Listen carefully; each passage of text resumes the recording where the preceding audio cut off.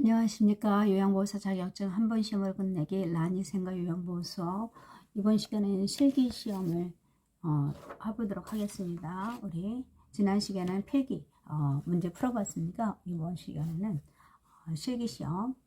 장기 요양 등급을 받지 못하였으나 일상생활을 영위하기 어려운 노인들이 가사활동 지원 또는 주간보호 서비스를 제공받을 수 있는 서비스로 오른 것은 이라고 되었네요. 1번 노인 돌봄 종합서비스, 단기 보호 기간의 급식 지원, 노인 요양시설의 재활 서비스, 주야간 보호의 신체활동 지원, 그 다음에 노인의 요양 공동생활 가정의 목욕 지원이라고 되어 있습니다.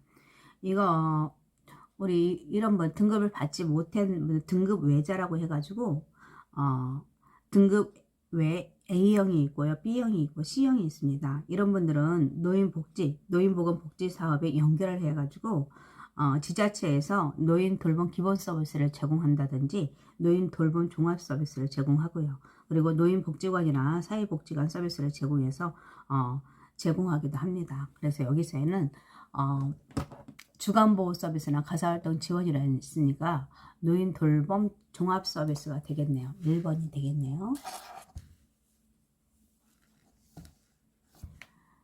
그 다음에 2번을 보시겠습니다. 이동을 돕던 중 대상자가 넘어져서 다리를 움직이지 못하고 있다. 이때 요양보호사의 대처 방법은 온찜질을 해준다, 얼음찜질을 해준다, 아픈 다리를 주물러준다, 가정에 비치된 진통제를 먹인다, 시설장이나 간호사에게 보고한다.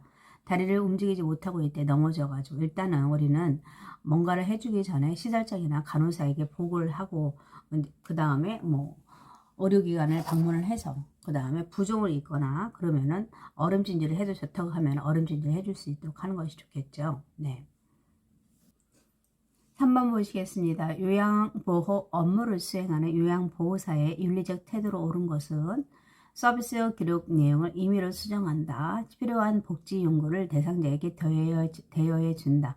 대상자의 경제적 사정을 동료에게 이야기한다. 대상자와 상호 대등한 관계임을 인식한다. 업무 수행 시 모든 일을 스스로 결정한다 라고 했는데 일단은 우리 기록 내용은 마음대로 수정하거나 할 수 없지요. 그리고 필요한 복지용을 대상자에게 대여할 수 있는 게 아니라 우리가 필요하다고 생각하면 시설장에 연락해서 이걸 갖다가 구입하거나 대여할 수 있도록 우리가 알선이 아니라 알려주시면 됩니다. 네.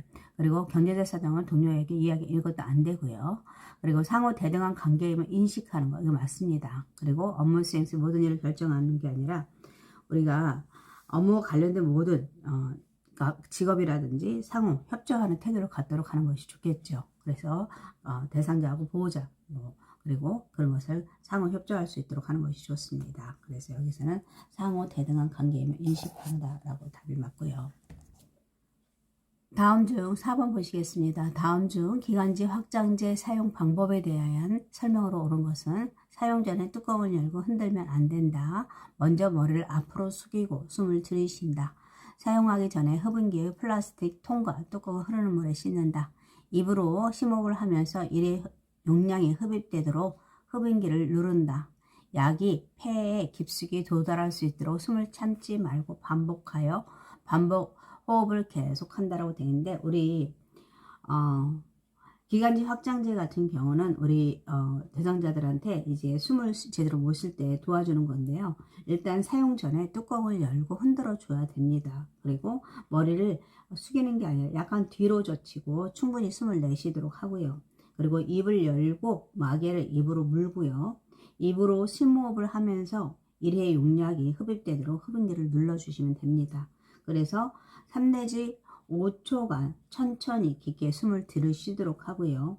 약에 폐에 깊숙이 도달할 수 있도록 적어도 10초간 숨을 참도록 다음에 천천히 내쉬도록 하는 게 좋고 그 다음에 다음 투약까지는 적어도 1분 정도 기다리는 게 좋고요. 그리고 흡연기 뚜껑을 닫고 이게 하루에 한 번 이상 뚜껑을 열고 흡연기 플라스틱 통과 뚜껑을 흐르는 물에 씻을 수 있도록 하는 것이 좋습니다. 그래서 그리고 기관지 확장제 흡연기는 제품마다 약간 다를 수 있기 때문에 설명서 같은 거 참조해서 우리가 해야 되는 거 알아주시면 좋을 것 같습니다. 그래서 여기서는 4번이 답이 되겠네요. 네.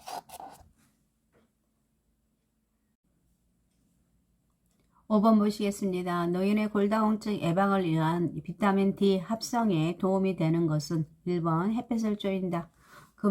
금연을 한다. 그 다음에 해조를 섭취한다. 체중 조절을 한다. 체중 부하 운동을 한다.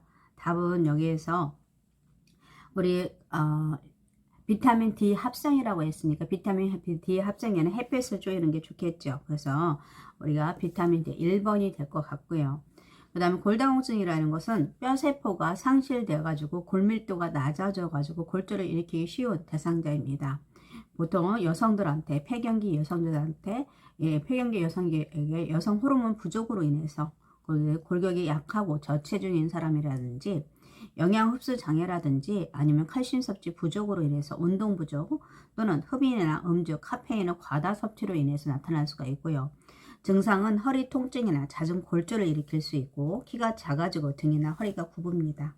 그래서 여기에 예방을 보시면 충분한 칼슘을 섭취할 수 있도록 하고 적당한 체중을 유지하고 근육과 뼈에 힘을 주는 체중 부하 운동, 걷기라든지 뭐 이런 체중 부하 운동이 좋고 그 다음에 비타민 D 섭취 그래서 햇빛을 쬐인다든지 그리고 금지나 금연을 하지 않는 걸로 하는 것이 좋습니다. 그래서 여기서는 답이 1번이 될 것 같고요. 그 다음 6번 보시겠습니다. 겨울철 노인의 뇌졸중 예방하기 위한 생활 수칙으로 옳은 것은 실내보다는 실외에서 실외 운동을 한다. 운동은 낮 시간보다는 새벽에 한다. 고혈압 등 선행 질환 관리를 철저히 한다. 시간을 줄이기 위해 준비 운동을 생략한다. 술을 많이 마신 다음 날에도 운동을 계속한다 라고 했습니다. 그래서 우리가 고혈압 등 선행질환 관리를 철저히 하는 것이 답이 될 것 같고요. 그리고 그 외에도 우리가 실외 운동은 삼가하고 실내 운동을 하는 게 좋고요.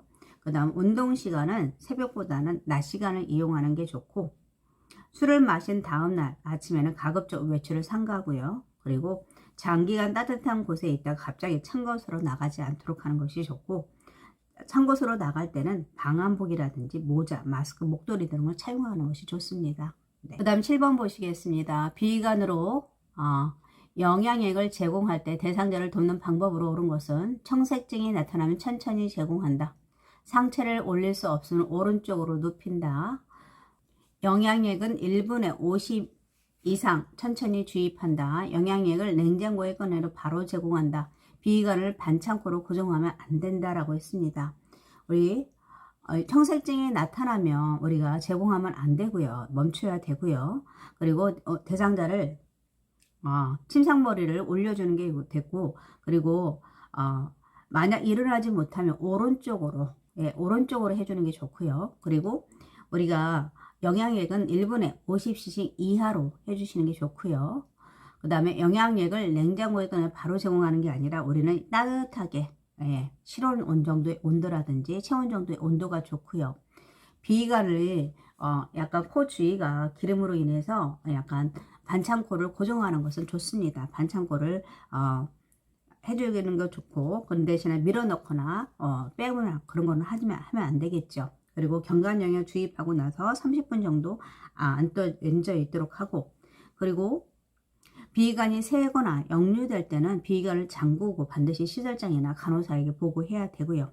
그리고 영양액이 역류하게 될 때 비관이 마개가 열려 있지 않는지 확인하는 것이 좋습니다. 그래서 여기서는 7번에 이거 상체를 올릴 수 없으면 오른쪽으로 눕힌다. 이게 답이 되겠네요. 그죠? 네. 8번 하시겠습니다. 대상자와 이동병기 사용 시 요양보호사의 돕기 방법으로 옳은 것은 1번 이동병기 밑에 방수포를 깔아준다. 침대 높이와 이동병기 높이는 같게 한다. 이동병기는 대상자의 불편한 쪽으로 대어준다. 대상자의 상태와 상관없이 배설로 뒤처리를 해준다. 이동병기 내의 배설물은 하루에 3회 버리고 깨끗이 씻어 놓는다라고 했는데 이동병기 밑에 방수포를 깔아주는 게 아니라 미끄럼 방지 매트, 이거 방수포가 아니고 미끄럼 방지 매트. 미끄럼 방지 매트를 깔아주는 이유는 뭐예요? 밀리지 않도록 이동병기가 그리고 이게 맞고요. 침대 높이와 이동병기 높이는 같게 하고 대상자의 건강한 쪽에 해주시면 되고요. 그리고 대상자의 상태와 상관없이 배설, 아니죠. 대상자가 할 수 있는 부분을 하도록 해주는 게 좋고, 하루에, 배설만 하루 3일이 아니라 바로바로 깨끗이 닦아주는 게 좋겠죠. 네, 깨끗이 씻어주는 게 좋습니다. 그래서 답은 2번이고요. 9번 보시겠습니다. 대상자가 앉아서 일어설 때 처음 자세에서 발목과 상체의 위치로 오른 것은 이라고 했네요. 우리가 의자에서 일어날 때 앉았다가 일어서기 위해서 먼저 발목을 무릎보다 뒤쪽으로 가져가는 게 좋고요. 그리고 상체를 숙여서 얼굴이 무릎보다 앞쪽으로 움직이고, 처음에는 상체가 숙여지면서 중간 이상에서는 다시 펴집니다. 그래서 요양보호사도 대상자를 도울 때 이런 방법으로, 이런 과정을 통해서 해주는 게 좋겠죠. 그래서 여기서의 답은 우리가 발목을 무릎보다 뒤쪽으로 옮기고 상체를 숙인다. 이게 맞겠네요. 우리 여기 이 문제는 교재에 창 부분에 있습니다. 이건 몇 번 기출문제로도 나왔었고요. 그림으로도 나왔었습니다. 그래서 알아주시는 게 좋을 것 같습니다.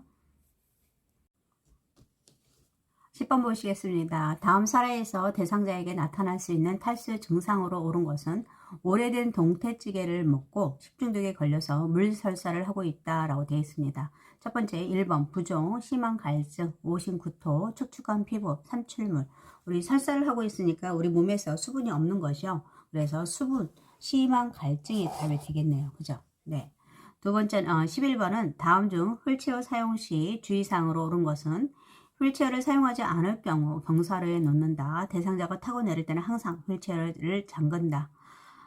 경사도를 내려갈 때는 3단 잠금 장치를 사용한다. 바퀴에 공기압이 많이 넣는 것이 좋다. 휠체어에는 펴있는 상태에서 보관한다 라고 했는데, 휠체어를 사용하지 않을 경우에는 경사로가 아니라 평평한 곳에 놓도록 하고요. 대상자가 타고 내릴 때는 항상 휠체어를 잠근다. 이거 맞고, 경사로를 내려갈 때는 3단이 아니라 2단입니다. 2단을 사용하는 게 좋고요. 바퀴의 공기압은 너무 많이 넣게 되면은 우리가 잠금 장치 작동과 밀접한 관련이 있어요. 그래서 항상 적정량을 유지해야 되는데, 그걸 알 수 있는 것은 우리가 엄지손가락으로 약간 힘껏 눌렀을 때 0.5cm 정도 들어가는 정도가 아주 적정량이라고 볼 수 있습니다. 공기압입니다. 그래서 이렇게 너무 많이 넣게 되는 거 좋지 않고요. 휠체어 같은 경우는 보관할 때는 접혀 있는 상태가 좋고요. 접는 방법은 우리가 잠금 장치를 잠근다. 그 다음 발 받침대를 올린다. 그리고 시트를 올리고 그 다음에 팔걸이를 접는다. 그죠? 네. 그래서 잠금 장치, 발 받침대를 올리고 그리고 시트를 올려서 그 다음 팔걸이를 해주는 것이 좋습니다. 네. 그 다음에 12번.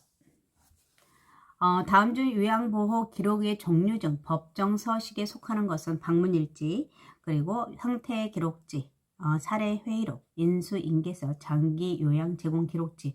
여기서 답은 12번이겠네요. 장기 요양 제공 기록지. 대상자에게 제공한 서비스의 내용과 시간, 특이사항을 기입하는 것입니다. 그래서 우리는 요즘에는 급여 제공 내용을 RFID라고 해가지고 이용해서 국민건강보험공단에 실시간으로 전송할 수 있고요. 이를 급여 제공 내용으로 인정하여서 급여 비용 청구와 자동으로 연계하는 관리 시스템이라고 할 수 있습니다. 이게 재가급여 전자관리 시스템 RFID라고 하죠. 그 다음 상태기록지는 우리가 배설이나 목욕, 식사 섭취, 체위 변경, 외출 등의 상태 및 제공 내용을 기록하는 거고요.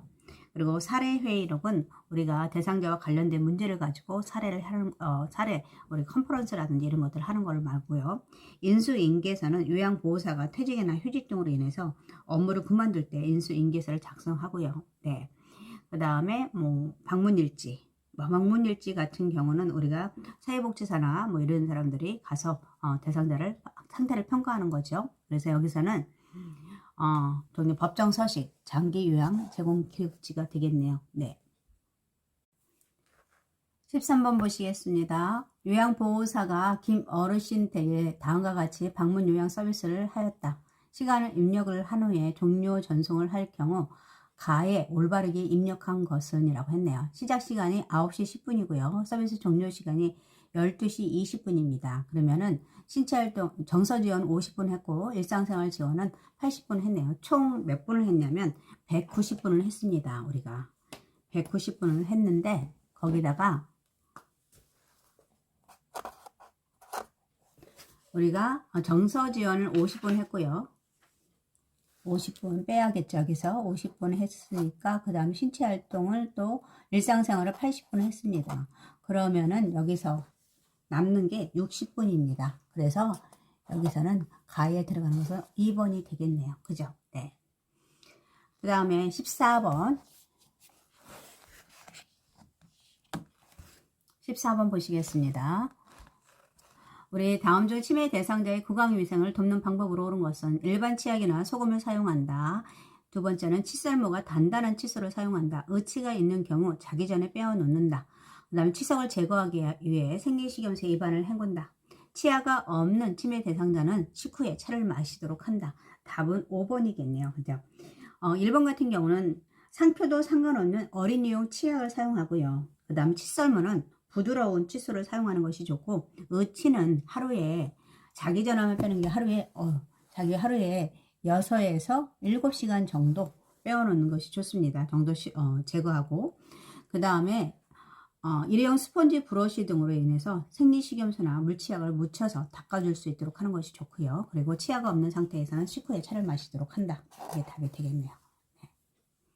15번 보시겠습니다. 의식이 없는 대상자에게 심폐소생술을 실시할 때 옳은 방법은 가슴 압박 시 흉골 하단 칼날기 부위에 손바닥을 놓는다. 그 다음에 숨을 불어넣은 후 입과 코를 막아 공기를 유출을 막는다. 그리고 지쳐서 더 이상 할 수 없으면 다른 사람과 교대한다. 그리고 1분당 흉부 압박은 더 1분당 정상 성인의 맥박수와 동일한 속도로 시행한다. 5번 구강대 구강호흡 시 복부가 부풀어 오를 때까지 숨을 불어넣는다 라고 했는데, 가슴 압박에 흉골 하단 칼루기 부위게 하게 되면 복강 내 장기 손상을 손상을 일으킬 수 있기 때문에 칼루기에는 압박하지 않는 것이 좋고요. 그리고 입과 코를 떼어서 공기가 배출되도록 해야 됩니다. 그리고 3번을 답을 맞고요. 더 이상 할 수 없을 때 다른 사람과 교대하는 거 맞고요. 그리고 1분당 우리 흉부 압박은 보통 100에서 120회, 우리 많이 했죠. 100에서 120회 정도 해야 되고, 그리고 복부가 아니라 가슴이 부풀어 오를 때까지 숨을 불어넣도록 하는 것이 좋겠죠. 그래서 여기서 답이 3번입니다. 오늘은 15문제를 했고요. 다음 시간에는 다시 모의고사 하도록 하겠습니다. 오늘 하게 돼서 감사합니다.